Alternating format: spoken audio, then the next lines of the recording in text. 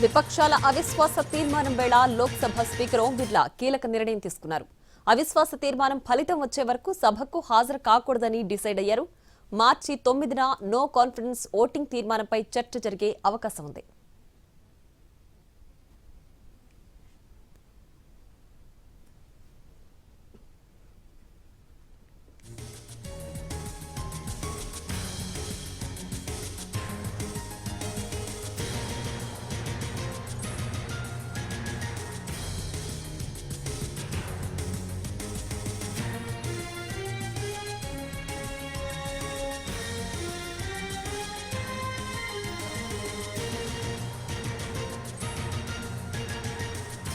విపక్షాల అవిశ్వాస తీర్మానం వేళ లోక్సభ స్పీకర్ ఓం బిర్లా కీలక నిర్ణయం తీసుకున్నారు.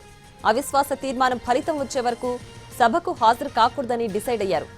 మార్చి 9న నో కాన్ఫిడెన్స్ ఓటింగ్ తీర్మానంపై చర్చ జరిగే అవకాశం ఉంది.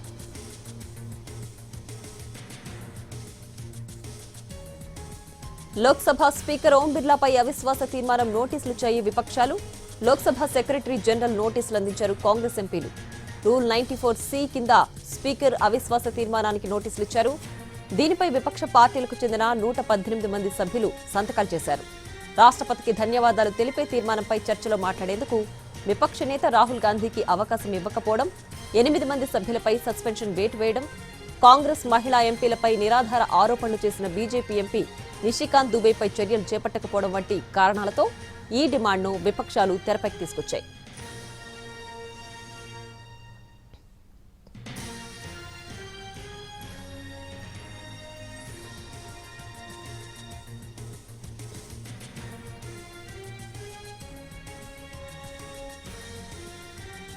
ఇక లోక్సభ స్పీకర్ ఓం బిర్లాపై అవిశ్వాస తీర్మానం నోటీసులు ఇచ్చాయి విపక్షాలు.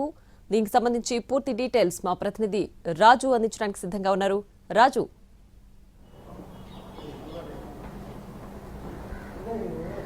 ఎస్ ప్రియా, లోక్సభ స్పీకర్ కీలక నిర్ణయం తీసుకున్నారు.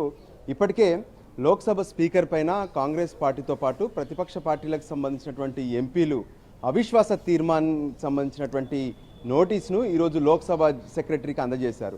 సో తన పైన అవిశ్వాస తీర్మాన నోటీస్ ఇచ్చారు కాబట్టి ఇక దీనిపైన అంటే అవిశ్వాస తీర్మానానికి సంబంధించినటువంటి క్లారిటీ దానిపైన చర్చ జరగడమే కాదు, తాను నెగ్గేంత వరకు ఇక తాను స్పీకర్ హోదాలో ఆ చైర్లో కూర్చోనంటూ స్పీకర్ నిర్ణయం తీసుకున్నారు ఓం బిర్లా.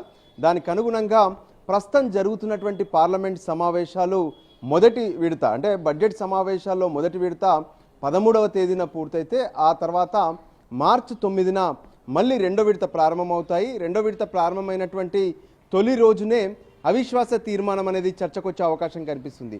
సో చర్చ జరిగిన తర్వాత తాను నెగ్గిన తర్వాతే మళ్ళీ లోక్సభ స్పీకర్ హోదాలో కూర్చుంటానని చెప్పి ఓం బిర్లా ఇప్పటికైతే భీష్మించుకు కూర్చున్నారని చెప్పొచ్చు. సో వీటన్నిటికి గల కారణాలను కనుక ఒకసారి పరిశీలిస్తే వాస్తవానికి అంటే బడ్జెట్ సమావేశాలు ప్రారంభం కాగానే బడ్జెట్ సమావేశాలలో ఉమ్మడి సభలను ఉద్దేశించి అంటే రాజ్యసభ సభ్యులు లోక్సభ సభ్యులు ఒకే ప్రాంగణంలో కూర్చుంటారు. వాళ్ళను ఉద్దేశించి రాష్ట్రపతి ప్రసంగం చేస్తారు. దానిపైన రెండు సభల్లో కూడా ధన్యవాద తీర్మానం అనేది జరుగుతుంది. ధన్యవాద చర్చలో ప్రతిపక్షాలు అధికార పార్టీకి సంబంధించినటువంటి సభ్యులు కూడా పాల్గొంటారు. అయితే లోక్సభలో చర్చలు మొత్తం పూర్తవడం ఆ చివరి నిమిషంలో రాహుల్ గాంధీ ఎప్పుడైతే నార్వాణి రాసినటువంటి 4 స్టార్స్ ఆఫ్ డెస్టినీ బుక్ తీసుకొచ్చారో సో అక్కడ నుంచి కొంత గందరగోళమైనటువంటి వాతావరణం నెలకొంది. దాంతో స్పీకర్ లోక్సభలో రాహుల్ గాంధీని మాట్లాడకుండా అడ్డుపడ్డటువంటి పరిస్థితి కనిపించింది. బీజేపీ ఎంపీలు సైతం పెద్ద ఎత్తున ఆందోళన చేశారు.